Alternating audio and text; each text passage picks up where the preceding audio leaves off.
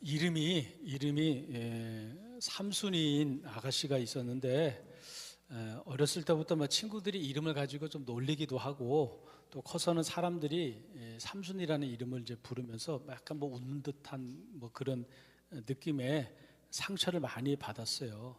그래서 용기를 내서 이름을 개명하기 위해서 법원에 갔어요.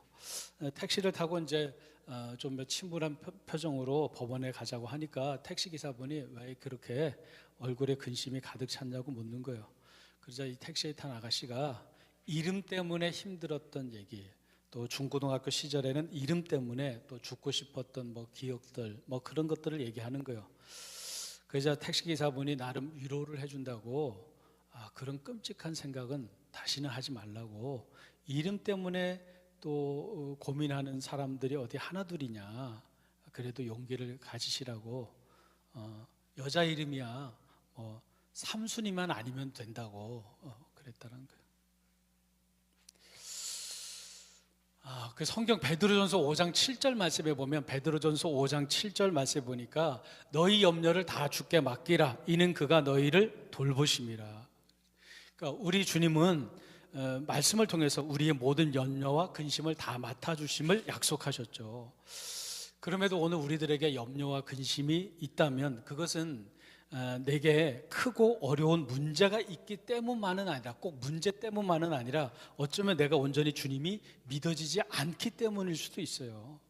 여러분, 오늘 우리가 봉독한 시편 115편 말씀을 기록한 이 시인은 대단한 어려움에 빠져서 또 갈피를 잡지 못하고 두려움에 빠진 이스라엘 백성들에게 하나님만 의지하라고 계속해서 외치고 있어요. 오늘 본문에서 하나님만 의지해라, 하나님을 의지해라, 하나님을 의지해라, 계속 그렇게 외치고 있어요.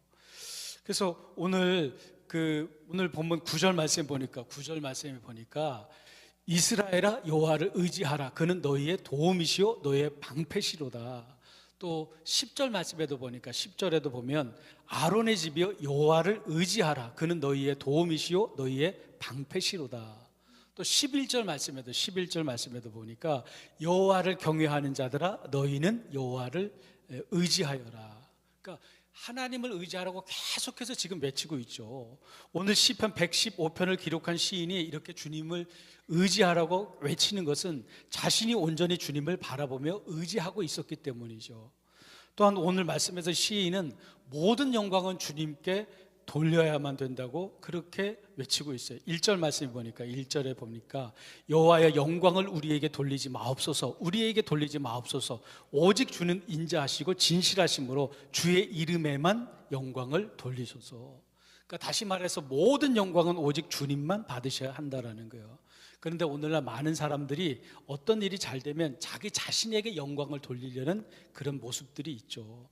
여러분, 사도행전 12장에 보면 헤롯 왕이 백성들에게 연설을 할 때, 백성들 앞에서 연설을 했더니 그 백성들 중에 헤롯 왕의 연설을 듣고 이것은 신의 소리라고, 이건 사람의 소리가 아니라 신의 소리라고 그렇게 헤롯 왕에게 헤롯 왕을 막 신처럼 떠받드는 사람들이 있었어요. 근데 그 얘기를 들은 헤롯 왕은 매우 만족해하며 모든 영광을 자기 자신에게 돌려요. 그런 헤롯 왕을 하나님이 보낸 그 천사가, 하나님의 천사가 치니까 헤롯이 죽고 벌레들이 헤롯의 시신을 먹는 일이 발생했어요. 그러니까 인간적으로 아무리 권력이 있는 사람이라도 사람은 결코 의지의 대상이 아니라는 거예요. 이 세상에 그 어떤 것도 우리의 의지의 대상이 되는 것은 없다라는 거죠. 여러분, 오늘날 많은 사람들이 조금이나마 좀 의지하고 싶고 또 조금이나마 위로를 받으려고 만든 우상도 마찬가지예요. 여러분, 우상은 사람이 손으로 만든 것인데 사람들이 자기 손으로 만들어 놓고 거기다가 복을 빌죠. 사람이 자기 손으로 만들고 거기에다 복을 빌어요. 이게 웃긴 일이죠. 그렇잖아요. 제가 오래전에 그 파주인가 어디를 이렇게 가는데 제가 깜짝 놀랐어요. 아주 엄청난 부처님이 있더라고요. 엄청난 부처가. 그런데 그 부처가 그 트럭에 실려야 되는데 트럭에 혼자 못 올라가더라고요. 그래서 그 쇠사슬 있잖아요. 쇠사슬로 목을 이렇게 휘감았어요. 목을 휘감아서 크레인으로 올리더라고요. 응? 사람이 만들어 놓고 거기를 못 올라가서 목에다가 쇠살로 엄청 감긴 다음에 칭칭 크레인으로 올려서 가더라고요. 근데 사람들도 거기다가 빌잖아요. 사람이 만들어 놓고 사람이 거기다가 빌고 있어요. 여러분, 사람이 만든 우상은 입이 있어도 말하지 못하고, 눈이 있어도 보지 못하고, 귀가 있어도 듣지 못하고, 손이 있어도 만지지도 못하고, 발이 있어도 걷지 못해요. 그런 우상을 의지하는 모습은 마치 사람이 건물 옥상의 허술한 난간에 기대어 있는 모습이라고 할 수가 있어요. 그런데 믿는 사람들도 자신이 알게 모르게 의지하는 것들이 있어요. 자신이 알게 모르게 하나님이 아닌 다른 것을 의지하는 모습들이 있다라는 거예요. 저는 처음 목회에 나올 때 누구보다도 소신 있게 자신감을 가지고 목회한다고 생각을 했어요. 제 주변의 동기들이나 선배들도 세권이 너는 참 하여튼 소신이 있게 자신감 있게 목회한다고 얘기를 하는 거예요. 그러면서 그게 저의 성격인 줄 알고 그런 저의 성격을 부러워하는 동기들도 있었어요. 근데 제가 첫 목회지에서 제가 첫 담임 목회를 할 때 첫 목회지에서 어떤 남자 권사님이 저에 대해서 이상한 거짓 소문을 동네에다가 내고 다니는 거예요. 저에 대해서 거짓 소문을 동네에다가 내고 다니는. 그 시골 교회 있는데, 강원도 철원에 조그만 시골 교회인데 교인이 몇 명 안 되는데 그냥 그 동네 사람들이 또 저를 모르는 사람들 꽤 있잖아요. 그런데도 그 동네에다가 저에 대해서 거짓 소문을 내고 다니는 거예요. 담임 전도사님이 자기를 때렸다고 이런 소문을 내고 다니는 거예요. 그러니 저는 완전히 무슨 페루나 같은 사람이 되는 거죠. 당시 제가 그 첫 목회지로 나갔던 그 교회는, 담임 전도로 있었던 첫 목회지였던 그 교회는 교회 역사가 한 10년 정도 되는 교회였어요. 10년 정도. 10년 정도밖에 안 되는 교회인데 제가 7번째 담임자예요. 그러면 이렇게 생각해 보세요. 10년인데 7번째 다니면 1, 2년마다 계속 목회자가 바뀌었다라는 거죠. 저희 교단은 그 담임 전도사 3년을 해야 목사 한 수 받을 자격이 되거든요. 만 3년 담임 목회를 해야 돼요. 그러니까 그런 시골 교회에, 작은 시골 교회는 이제 담임 전도사들이 많이 가요. 담임 전도사들 가서 일단 기본 3년은 해요. 왜냐? 3년을 해야 담임 목사 안수를 받을 수 있으니까. 그런데 10년 동안 7번 바뀌었다라는 것은 대부분 1년, 2년 이것밖에 안 됐다는 거죠. 대부분이. 그래서 제가 역대 목회자들이 과연 이게 왜 이렇게 빨리 갔나 보니까 역대 목회자들이 대부분이 눈물을 머금고 쫓겨났거나 어떤 목회자는 목회를 아예 그만뒀더라고요. 그만뒀어요. 그래서 그 내용을 보니까, 이유를 알아보니까 저에 대해서 거짓 소문을 낸 그 남자 권사님하고 문제였던 거예요. 그 남자 권사님이 목회자를 많이 괴롭혔던 거예요. 그러니까 이제 막 신학대학원을 졸업해서 젊은 전도사들이 나와서 목회하는데 좀 서툴를 수는 있어도 그렇게 잘못했겠어요. 그냥 마음에 안 들면 쫓아내고. 그러니까 너무 또 이렇게 젊은 전도사들이 또 당하니까 목회를 아예 그만두기도 하고 그랬던 거더라고요. 근데 저는 저에 대해서 이 거짓 소문을 내던 그 권사님을 저희 집으로 불렀어요. 저희 집으로 불러서 같이 앉아서, 조그만 방에서 같이 앉아서 얘기하는데, 집사람이 이제 커피하고 좀 타왔을 거 아니에요. 놓여진 그 조그만 다과상 얘기하면서 그 권사님한테 제가 그 다과상을 쾅쾅 치면서 막 분노를 막 쏟아냈어요. 그래서 결국 그분이 나중에는 저하고 얘기하다가 그분이 거의 도망가다시피 해서 도망갔어요. 아주 그때는 제가 그 권사님을 부를 때 아주 그냥 조그만 방, 조그만 어디 도망도 못 가는 방에다가 딱 몰아놓고 그냥 막 승질 내면서 막 얘기했죠. 그때 그분이 도망가듯 나갔어요. 결국 그분이 이제 교회를 떠났어요. 역대 목회자들이 다 그냥 나갔는데, 저는 그렇지 않았던 거죠. 저는 그래서 제가 당당히 자신감 있게 목회한다고 저는 생각을 했어요. 그런데 한 10여 년 뒤에 저희 아버님이 은퇴하실 때, 저희 아버님이 그래도 그 강원도에서 그 감리교단에서 나름 힘이 있는 목사님이셨는데, 저희 아버님이 은퇴하실 때 은퇴 예배를 드리는데 그때 제 마음에 무슨 두려움 같은 게 쫙 밀려오는 것을 느꼈어요. 그때 제가 깨달은 것이 그동안 내가 나도 모르게 아버지를 의지하고 있었구나라는 것을 깨달았어요. 그러니까 제가 당당하게 목회했던 것이 하나님을 의지했던 것이 아니라 아버지가 저의 백이었던 거예요. 아버지가 백이었던 거죠. 그리고 가만히 생각하니까 그때 그 권사님하고 막 난리를 칠 때 제가 그런 마음도 있었어요. 내가 여기서 목회 안 하면 딴 데 가서 목회해야지. 아버지가 다 소개해 줄 텐데 뭐. 이런 마음이 저한테 깔려 있었던 거죠. 그러니까 당당했던 거예요. 그러니까 제 마음에 저도 알게 모르게 하나님이 아닌 다른 것을 의지하고 있었던 거죠. 저는 그동안 잘 몰랐어요. 아버지 은퇴식 때 그걸 깨달은 거예요. 내가 아버지를 의지하고 있었구나. 이렇게 사람들은 알게 모르게 어떤 것을 의지해요. 어떤 사람들은 자기 손으로 우상을 만들고 그것을 또 의지해요. 그러면서 사람이 만든 우상이 자기에게 복을 줄 거라고 생각을 해요. 특별히 우리나라 사람들처럼 다른 어떤 나라 못지않게 복을 갈망하는 나라도 없을 거예요. 제가 전에 그 강원도 고성에서 목회할 때 제가 시골 교회에서 목회를 했는데, 시골에 있는 그 교회에 부임해 보니까 그 교회는 예배 시간 30분 전에 종을 치는 교회죠. 종 치는 교회. 요즘 종 치는 교회가 없잖아요. 근데 옛날에는 교회마다 그 종을 쳤었죠. 근데 그 시골에 가니까 아직도 종을 치더라고요.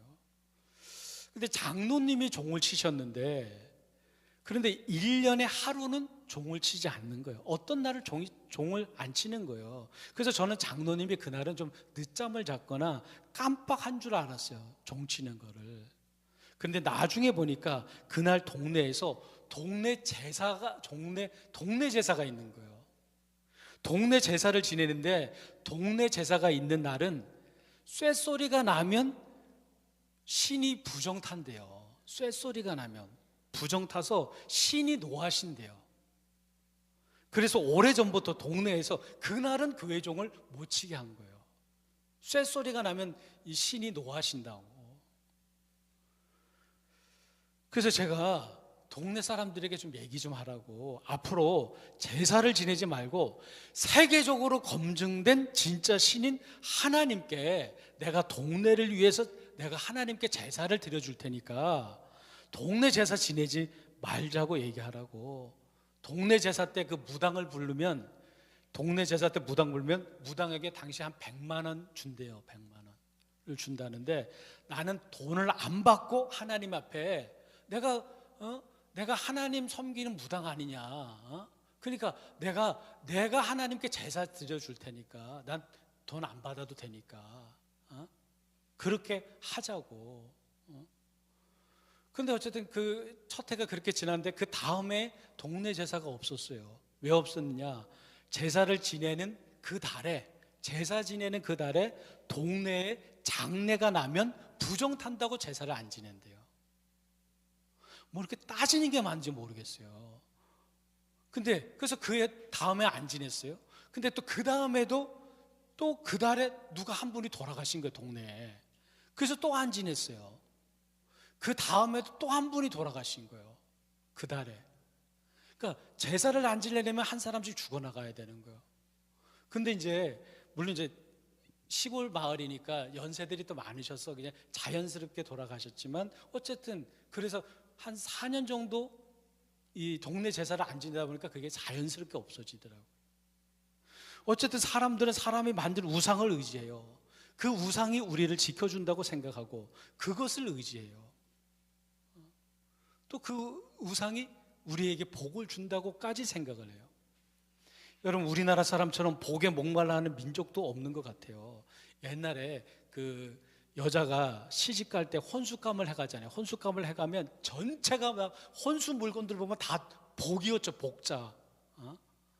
동그란 베개 옆에 동그란 베개 옆에 복자를 술을 떠서 머리 비고 자빠져 자다가 머리가 옆으로 떨어지면 복자가 딱 보이게 하고, 이불 위에다가도 복자를 크게 써놓고, 밥그릇 세트, 국그릇 세트, 종기그릇 세트에다가 다 복자로 막, 밥그릇 뚜껑을 보면 복, 뚜껑을 뒤집으면 거기에도 복, 밥그릇 위에다가 돌아가면서 복복복복 그 소리 써놨잖아요. 그리고 밥을 다 먹으면 그 밑바닥에도 또 복, 국그릇 위에도 복, 그릇 위에도 돌아가면서 거기도 다 복복복복 써놨잖아요. 국그릇 밑에도 복, 국그릇 받침에도 복, 또 그 받침 가로 돌아가면서 다 복복복복 써놨잖아요. 젓가락이 어디 쓸 데가 뭐 어디가 있어요. 그런데도 거기에다가도 또 복자를 하나 써놓잖아요. 숟가락에도 복, 한복 단추에도 복복복복 써놓고, 한복 옆에 차는 주머니는 또 복주머니. 나중에 복을 새기다 우리나라는 예전에 이동식 화장실이 방 안에 있었잖아요. 사람 궁뎅이 모양으로 해가지고 만든 오강이라고 있었죠. 오강 옆에도 복자를 또 써놨잖아요.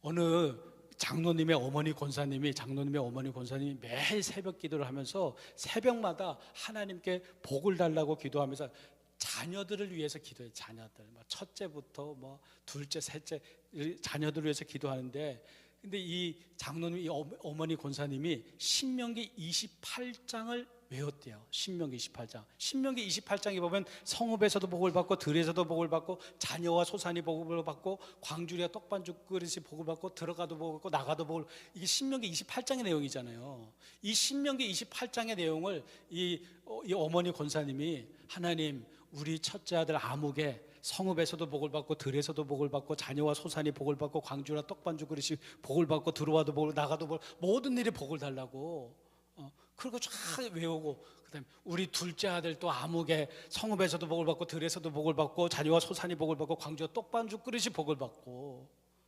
그렇게 외웠대. 그렇게 첫째부터 첫째, 둘째, 셋째, 넷째. 어머니 권사님이 거기서 만족이 안 됐는지 기도 끝마무리에, 주여, 이 여종이 다 못 챙겨서 기도하지 못한 복도 알아서 챙겨주시옵소서, 그렇게 기도했대요. 어떤 때는 그것도 성이 안 차면, 주여, 기왕의 복을 주실 바에는 물 묻은 바가지 깨묻듯이 복을 주세요, 그랬대요.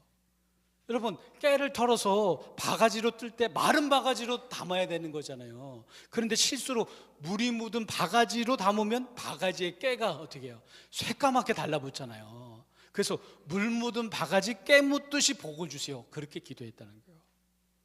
어머니 권사님이 그런 표현을 해가면서 기도하니, 제가 그 얘기를 들으면서 무슨 생각이 들었냐면, 하나님이 스트레스 엄청 받으시겠다. 그런데 성경에 복 있는 사람을 한마디로 정리했죠. 복 있는 사람을 한마디로, 시편 1편에 보면 복 있는 사람은 오직 여호와의 율법을 즐거워하여 여호와의 율법을 주야로 묵상하는 자라고 말씀하고 있어요. 한마디로 말해서 진짜 복은 하나님께서 주셔야 한다라는 거예요. 하나님이 주신다라는 거예요.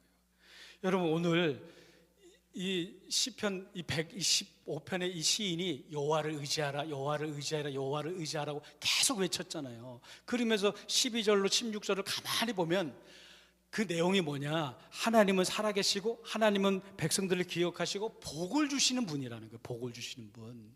그런데 하나님께서 복을 주실 때 하나님만을 의지하는 자에게 복을 주신다라는 거예요. 결론은 하나님만 의지해라, 하나님만 의지해라, 하나님만 의지해라. 그 다음부터는 무슨 얘기냐, 하나님께서 주시는 복에 대한 내용이에요. 하나님만 의지하는 자에게 하나님께서 복을 주신다라는 거예요.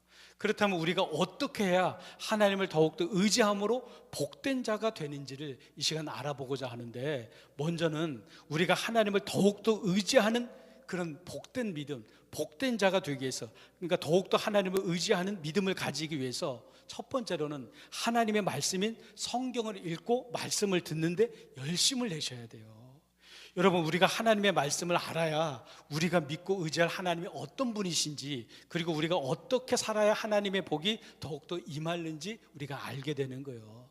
다시 말해, 하나님을 정확하게 알아야 하나님을 의지하게 되는데, 그러기 위해서는 먼저 하나님의 말씀을 읽고 듣는데 열심을 내셔야 돼요. 또한 두 번째는, 하나님을 의지하는 믿음을 더하기 위해서는 하나님께 기도를 통해서 성령의 충만함을 받으셔야 돼요. 기도로 성령의 능력을 공급받아야 하나님만 의지하는 믿음이 단단해져 가는 거예요. 그 사람이 바로 복된 사람이 되는 거죠. 여러분, 우리가 하나님께 기도하는 것 자체가 하나님을 의지하는 모습이죠. 그렇게 하나님께 기도하면 할수록 하나님은 우리에게 성령의 충만함을 더하시는데, 바로 그 사람의 믿음이 하나님을 더욱더 의지하는 믿음의 사람, 복된 사람이 되는 거예요. 여러분, 저는 중학교 2학년 때 처음으로 그 성령 체험이라는 것을 했어요. 중학교 2학년 때. 그러니까 쉽게 말해서 방언을 중학교 2학년 때 받은 거예요. 중학교 2학년 때 방언을 받았어요. 겨울방학 때. 당시 제가 중학교 2학년 때 이제 후배들, 중학교 1학년 후배들이 막 방언 받고 막 마구 좋아하는데, 중학교 2학년이 저는 기도할 때 맹숭맹숭한 거예요. 그러니까 중학교 1학년 애들이 뭐 기도하면, 옛날에는 또 철야 기도도 많았거든요. 중고등부, 옛날에 지금 저보다 연세가 위거나 조금 아래거나 옛날에 중고등부 때는 어느 교회나 다 뜨거웠을 거예요. 근데 저희 교회도 굉장히 뜨거웠었는데, 중고등부 아이들의 믿음이. 그런데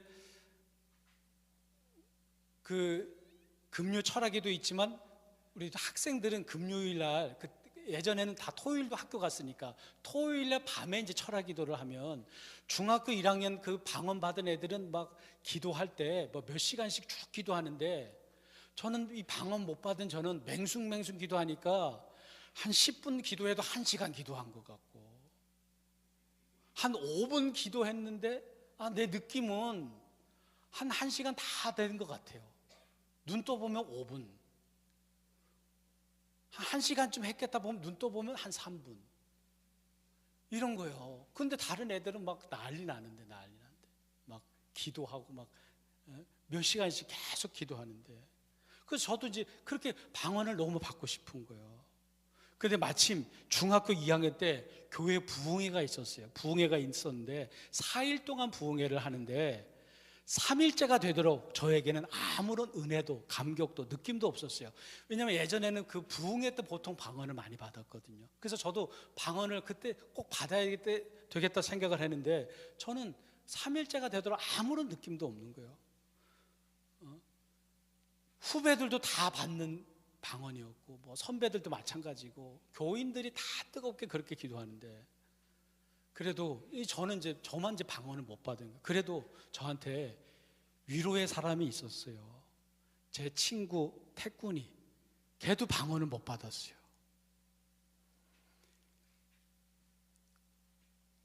저하고 태군이는 교회에서 오로지 방언을 못 받은, 오로지 맨정신으로 기도하는 두 사람이었어요. 근데 서로 자존심이 상하니까 그 문제로 얘기는 안 했지만, 교회에서 통성기도 할 때마다 태군이가, 저는 다른 사람 다 방언으로 기도할 때 저는 무슨 생각을 했냐, 태군이가 방언 받을까 봐 신경이 쓰이는 거예요. 왜냐, 태군이가 방언 받는 날 교회에서는 저만 방언 못 받은 유일한 사람이 되는 거니까, 예배를 드릴 때마다 태군이가 방언 받을까 봐 신경이 쓰이는 거예요. 그래서 그랬는지 태군이와 저는 예배 시간에 늘 붙어 앉았었어요. 중학교 2학년 친구라 그랬기도 했지만, 진짜 이유는 서로 감시하는 거였어요. 그래도 제가 자존심이 좀 더 상했어요. 왜냐하면 저는 목사 아들이고 태군이는 집사님 아들이었기 때문에 제가 자존심은 좀 더 상했죠. 그래도 걔가 위로자였어요, 저한테는. 어쨌든 그때 부흥회를 하는데, 둘째 날 부흥회 때는 제가 몸살이 났었어요. 그래서 옛날 부흥회는 새벽, 낮, 저녁 이렇게 부흥회를 했거든요. 낮 집회를 제가 못 갔어요, 몸살 때문에. 그 집에 누웠는데, 그런데 집에 누워있는데, 몸살 때문에 누웠는데도 걱정이 되는 것이, 낮 집회를 못 가서 걱정이 되는 것이 아니라, 오늘 낮 집회 때 태군이가 방언 받을까 봐. 그게 신경 쓰여서 안 되겠는 거예요. 그래서 저녁 집회에는 힘들지만 나가서 태꾼이 옆에 앉았어요. 그러면서 통성기도 시간에 귀를 쫑긋하고 태꾼이의 기도 소리를 들어봤어요. 혹시 방언받았을까 봐. 근데 정말 감사하게도 태꾼이가 순전히 맨정신으로 또박또박 기도하는 거예요. 제 마음에 안도가 되고 감사가 되는 거예요. 그렇게 3일째, 4일째가 되는데 마지막 날 이제 저녁 집회를 앞두고 있는데 이젠 도저히 안 되겠다 싶어서 예배 시간 1시간 전에 교회에 일찍 갔어요. 교회 일찍 가서 지하에 조그만 기도실인데 지하 기도실에 가서 저에게도 은혜를 달라고, 저도 좀 방언을 받게 해달 하나님께 기도했어요. 그렇게 기도했는데 그러나 그때도 아무런 느낌도 은혜도 없었어요. 그러다 예배 시간에 다 되어서 이제 본당 예배당에 갔는데 설교를 듣는데 왜 눈물이 나는지 이해할 수 없는 눈물이 제 눈에서 막 쏟아지는 거예요. 주체할 수 없을 정도로, 옆 사람한테 창피할 정도로. 목사님이 그렇게 막 그 설교에 제가 은혜를 받은 것 같지는 않은데 그냥 그렇게 눈물이 쏟아지는 거예요. 설교가 끝나고 통성으로 기도할 때 기도하자마자 막 방언이 그대로 터지는 거예요. 그때 황홀했죠. 너무 사모했으니까. 근데 나중에 기도가 거의 끝날 때쯤 보니까 옆에 앉아있던 태꾼이도 방언으로 기도하는 거예요. 나중에 들은 얘기인데 태꾼이도 제 방언을 늘 감시하던 애였으니까 제가 방언으로 기도하니까 이제 자기밖에 안 남았잖아요. 그러니까 그때부터 2판 4판으로 막 기도했대요. 그러더니 갑자기 자기도 막 혀가 꼬이면서 방언 기도가 터지더라는 거예요. 그러니까 그때 이 둘이 얼마나 기뻤는지 그 기쁨은 이루 말할 수 없었어요. 그때 중학교 2학년 제 머릿속에 무슨 생각이 들었냐면 오늘 죽었으면 좋겠다는 생각이 들더라고요. 오늘 죽었으면 그냥 100% 이건 천국 가는 것 같아요. 그래서 오늘 딱 죽었으면 얼마나 좋을까. 그 정도로 기뻤다는 거예요. 그렇게 태꾼이와 기쁜 마음에 둘이 앉아서 우리 뭔가 하나님을 위해서 일을 해야 되지 않을까 서로 얘기하다가, 근데 교회에서는 어른들이 계시니까 저희들이 할 수 있는 일이 많지 않고 그래도 받은 은혜가 너무 좋으니 기쁘니까 뭔가 하나님을 위해서 일을 하고 싶은 마음이 그러면서 생각한 것이 그 저희 마을에 죽도사라는 절이 있어요. 죽도사라는 절이 하나 있는데 그 절에 스님들 전도하러 가자고 둘이 얘기한 거예요. 중2가. 그래서 곧바로 태꾼이하고 죽도사에 갔어요. 죽도사에 갔는데 보니까 아무도 없는 것 같아요. 근데 스님들 그 기거하는 그 집이 있는데 거기 가서 두드리니까 또 아무도 없는 거예요. 그래서 둘이서 다시 나오면서 그 부처상이 있는 절간 있잖아요. 그 대웅전이라 그러네. 그 부처상이 있는 절간 안에 들어가서 태꾼이하고 부처상 앞에서 무릎을 꿇고 하나님께 기도했어요. 근데 어쨌든 저희들은 이 절에 있는 사람들이 다 하나님 믿게 해달라고 그냥 절에서 기도해야 되겠다라고 생각하고 그냥 거기 대웅전에 들어가서, 근데 모양이 이상하게 됐죠. 부처상 앞, 남들이 보면 불심이 굉장히 좋은 중2들이죠.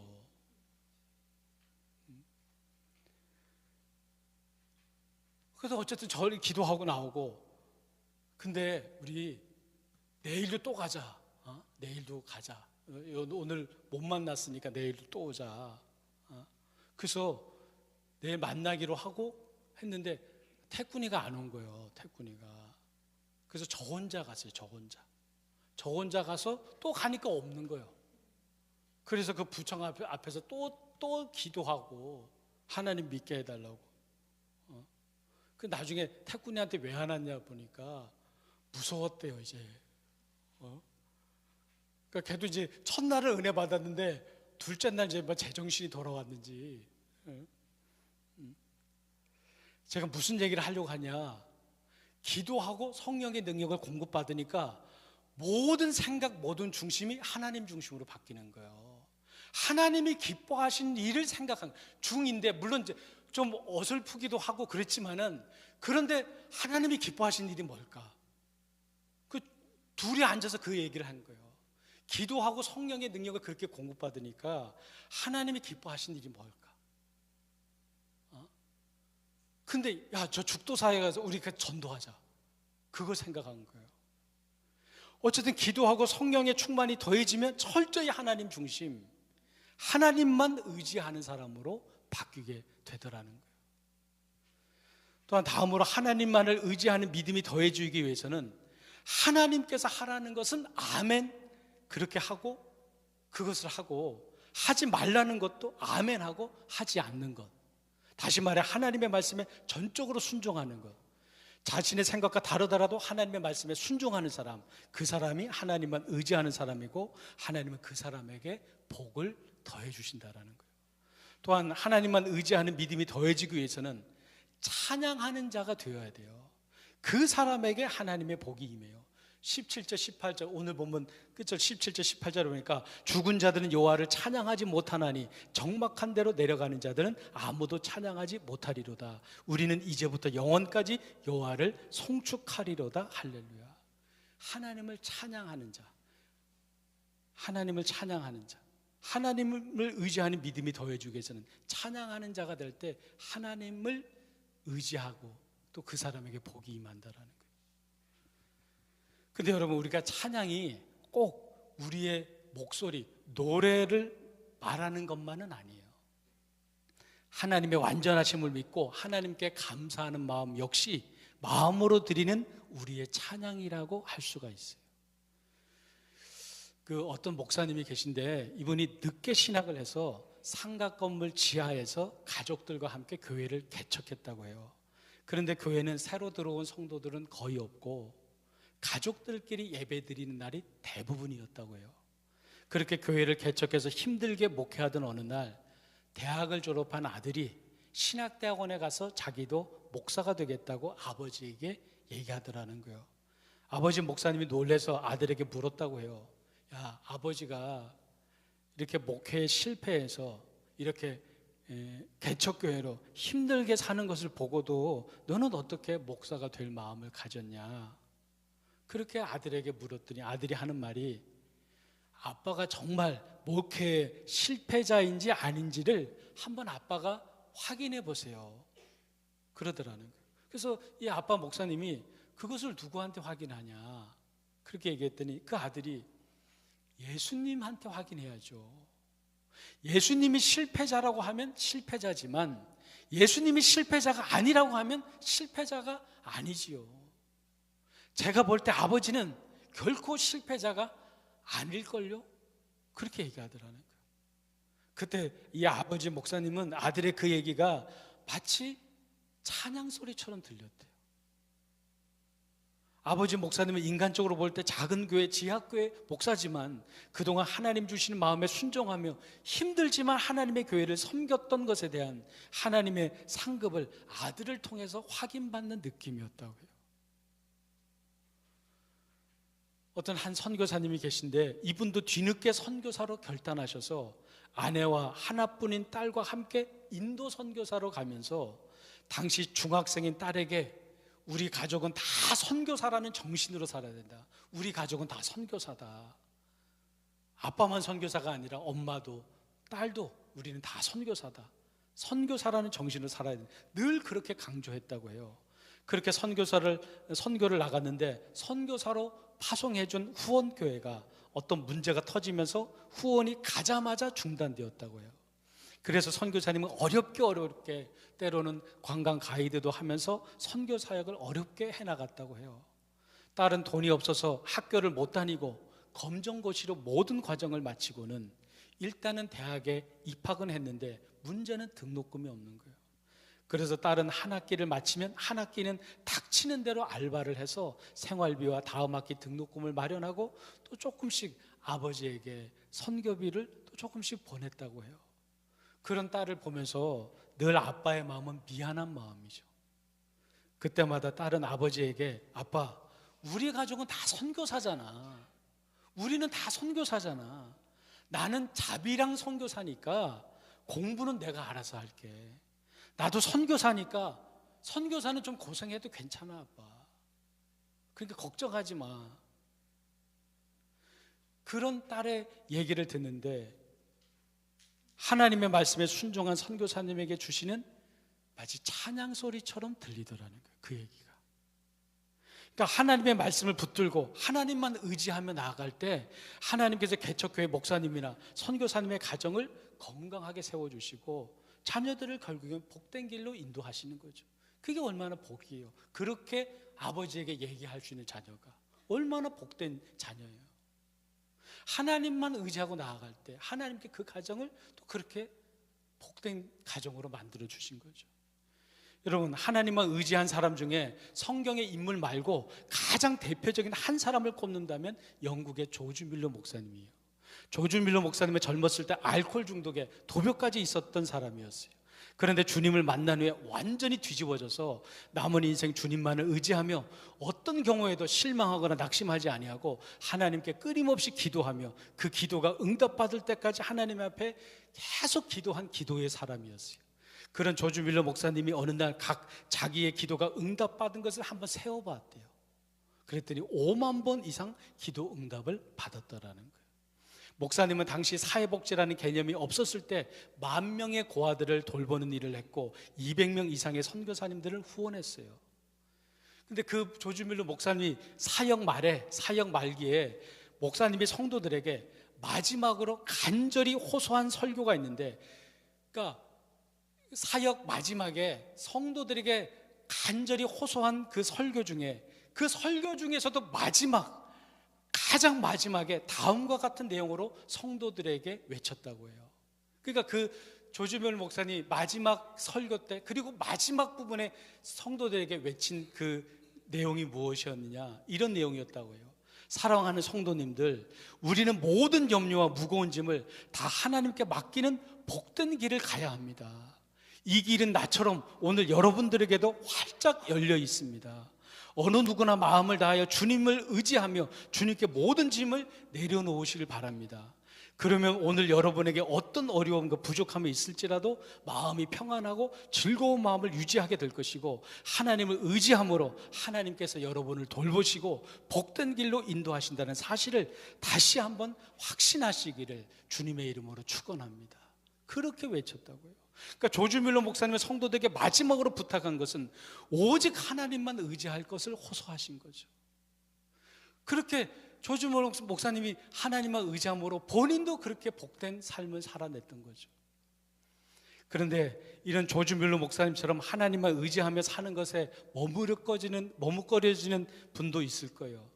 여러분, 근데 가만히 생각해 보면, 여러분, 우리가 예를 들어서 악기를 연주할 줄 모르는 사람에게 악기를 연주하라면 매우 당황할 거예요. 그렇지 않겠어요? 저는 피아노를 거의 쳐보지 못했는데 저보고 피아노를 막 치라고 하면 제가 얼마나 당황스럽겠어요. 그런데 제가 당황하는 이유는 안 해본 거기 때문에 당황스럽죠. 안 해본 거기 때문에. 그런데 제가 1년이든 2년이든 3년이든 계속 피아노 치는 일을 하면 어느 순간 저도 잘하게 될 거예요. 그렇잖아요. 계속 그 일을 하면, 세상의 모든 일도 계속해서 집중해서 하면 어느 순간 그 분야의 달인이 되는 거예요. 오늘 우리는 하나님만 의지하고 사는데 우리는 달인이 되셔야 돼요. 하나님을 의지하며 살아가는 것이 너무나도 중요하기 때문이죠. 하나님을 의지하며 살아갈 때 전능하신 하나님이 우리를 복된 길로 인도하신다고 오늘 시편 115편에서 얘기한 내용이 결국 그 내용이에요. 하나님 의지해라, 하나님 의지해라, 하나님 의지해라. 그러면 하나님께서 우리를 복된 길로 인도하신다는. 여러분, 혹시 전에 하나님만 의지하기로 결단했었는데 그런데 어느 순간 하나님을 의지하며 사는 것을 놓치며 살고 있는 분들은 이 시간 한번 다시 결단하셔서 하나님 바라보며 하나님 의지하는 삶을 한번 살아가겠다 다시 한번 결단하시길 바라요. 그것이 저와 여러분이 살 길이고 주님께서 여러분들을 복된 길로 인도하실 것이고, 하나님이 여러분의 삶에 개입하셔서 풍성한 은혜의 삶, 성령 충만한 복된 삶으로 인도하실 거예요. 어쨌든 오늘 우리 모두는 절대적으로 주님만 바라보며 주님만 의지하며 나아가므로 주님이 인도하시는 복되고 풍성한 은혜의 삶 살아가는 오늘 우리 모두가 되어주시기를 주님의 이름으로 축원합니다. 우리 한번 오늘 말씀 붙잡고 이 시간 잠깐 우리 다 함께 기도하실 텐데, 하나님, 오늘 이 시편 115편의 시인이 하나님 의지하라고 계속해서 반복하고, 하나님께서 결국 우리를 하나님 의지하는 자에게 복된 길로 인도하심을 약속하셨는데, 하나님, 이제 저의 시선, 저의 시각은 절대적으로 주님만 바라보며 주님만 의지하며 나아가므로 주님이 인도하시는 복된 은혜의 삶 살아가는 내가 되게 해달라고, 우리 한번 오늘 말씀 붙잡고 이 시간 간절한 마음으로 함께 기도하겠습니다. 사랑이 많으신 하나님 아버지, 이 시간 오늘 말씀 붙잡고 기도합니다. 오 하나님, 우리의 시선, 우리의 시각 온전히 하나님 주님 바라보는 우리의 눈을 알려주시고, 주님 바라보는 우리의 시선을 알려주시고, 주님 인도하시는 복된 은혜의 삶 살아가는 복된 성도가 되어서 우리 모두가 되어줄 수 있도록 하나님 온전히 축복하여 주시옵소서. 오 하나님 온전히 도와주시옵소서. 저의 시선 시간 절대적으로 주님 바라보게 해주시고, 주님만 의지하며 나아가고 주님이 인도하시는 복된 삶, 복된 성도, 복된 은혜의 삶 살아가는 우리 모두가 되어줄 수 있도록 하나님 온전히 축복하여 주시옵소서. 오 하나님 성령 능력으로 이제 하나님의 임재를 바라보고 우리의 시선은 주님을 바라보고 주님만 의지하며 나아가는 우리 모두가 되어줄 수 있도록 하나님 온전히 축복하여 주시옵소서. 주님의 인도하심을 정말 복되게 우리 모두가 되어줄 수 있도록 하나님 온전히 축복하여 주시옵소서. 오 하나님 온전히 도와주소서. 성령님 온전히 오 하나님 사랑이 많으신 하나님 아버지, 오늘 시편 115편의 이 시인의 고백처럼 하나님을 의지하라고 계속해서 반복해서 외치고 있는데, 바로 그러한 자가 결국 하나님이 인도하시는 복된 자가 됨을 말씀하고 계시는데, 하나님, 우리의 시선이 이제 문제에 사로잡혀서 그것에 하나님 헤매이는 그런 시선이 아니라, 이제 우리의 시선, 우리의 시각은 주님을 바라보며 주님만 의지하며 나아가므로 정말 주님이 인도하시는 복된 은혜의 삶, 복된 성도의 삶 살아가는 오늘 우리 모두가 되어줄 수 있도록 하나님 축복하여 주시옵소서. 사랑이 많으신 예수님의 이름으로 기도드리옵나이다. 아멘. 우리 이 시간 이제 다 함께 일어나셔서 마지막 찬양하고 축도로 예배를 마칩니다.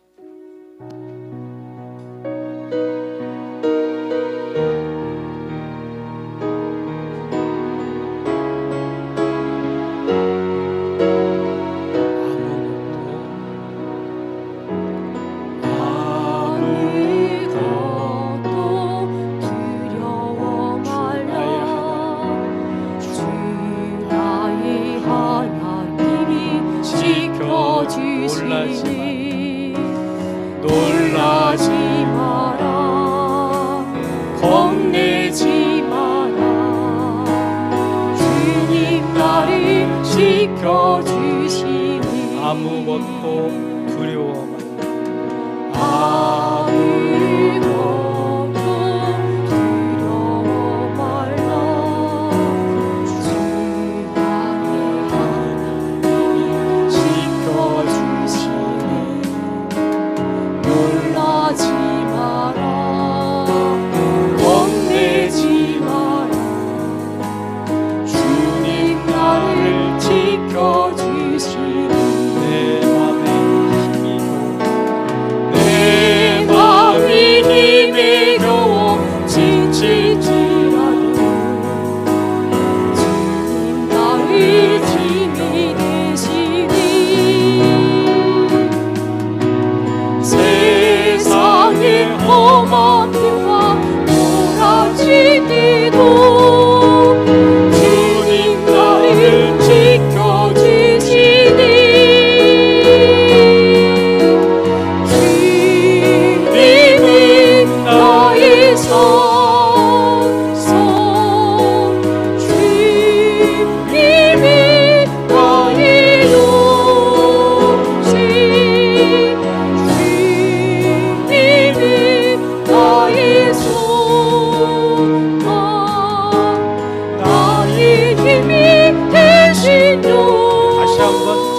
아무것도 두려워 말라. 아무것도 두려워 말라. 주 나의 하나님이 지켜주시니 놀라지 마라. 겁내지 마라. 주님 나를 지켜주시니 내 마음이 힘에 겨워 지칠지라도 주님 나를 지켜주시니 주님 나의 힘이 되시니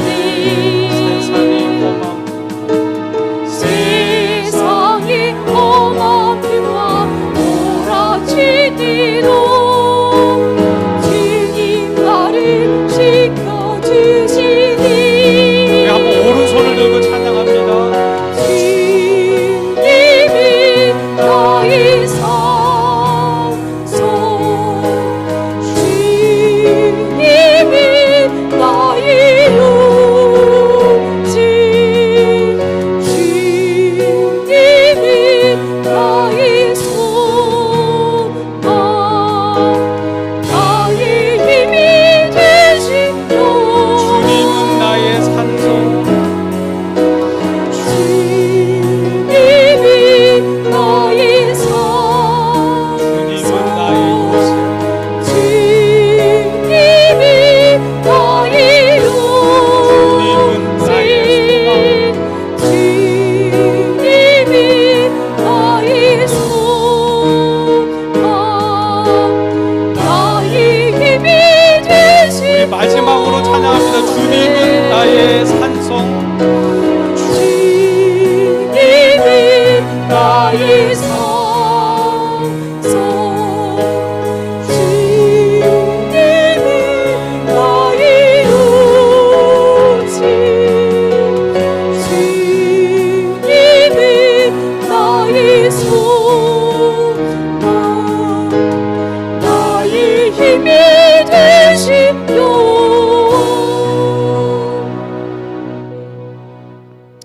사랑이 많으신 하나님 아버지, 오늘 시편 125편의 시인이 계속해서 주님만 바라보라고, 주님만 의지하라고, 하나님만 의지하라고 계속해서 외치는데, 하나님, 그렇게 하나님만 의지하는 자에게 하나님께서 복을 하나님 약속해 주셨는데, 하나님 오늘 우리가 세상에 살아갈 때 세상의 험한 풍파 우리에게 몰아치고 또 힘겨운 일이 나에게 몰아칠 때, 하나님 절대적으로 우리의 시선이 거기에 매몰되어 있는 시선이 아니라 우리의 시선을 이제 돌려서 주님을 바라보고 주님만 의지하며 나아가는 우리의 시선, 우리의 눈 되어줘서 정말 주님이 인도하시는 복된 은혜의 삶 살아가는 오늘 우리 모두가 되어줄 수 있도록 하나님 축복하여 주시옵소서.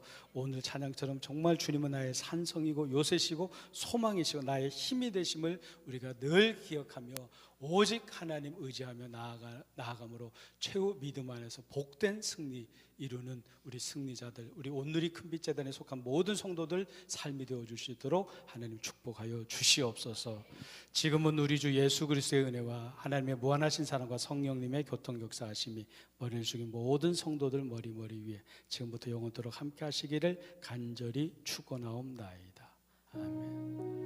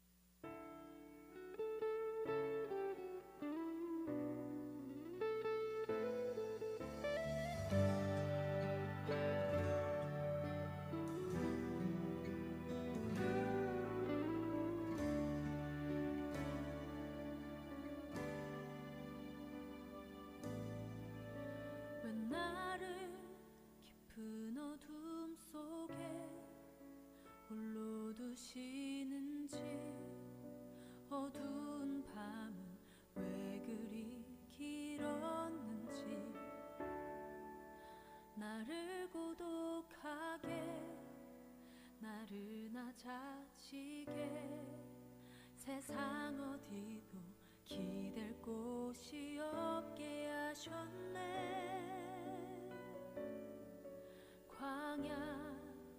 광야에 서 있네.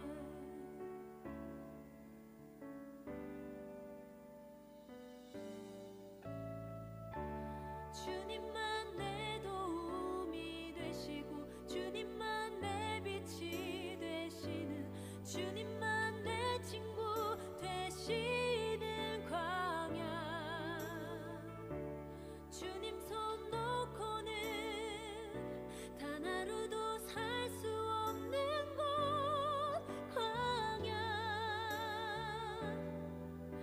광야에 서 있네.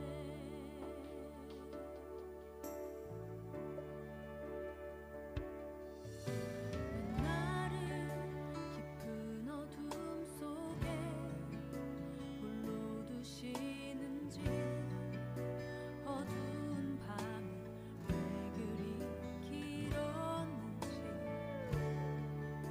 나를 고독하게 나른하자지게